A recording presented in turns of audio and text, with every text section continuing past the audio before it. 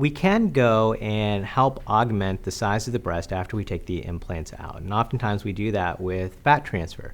That means that we go liposuction a certain area of the body and take that fat and transfer it to the breast to create a fuller breast, or at least more volume in it. Other reasons that people are going and taking their implants out can be that they are feeling some level of symptomology from their implants. So it's something people call breast implant illness. I feel it exists. I think there is a certain set of symptoms that continue to show up, and when the implants are removed, people seem to improve significantly from this. Now, the caveat to this is there is not a test that we can go and test, say you came up positive with this and you have breast implant illness. These are essentially diagnoses that we haven't been able to find another reason for.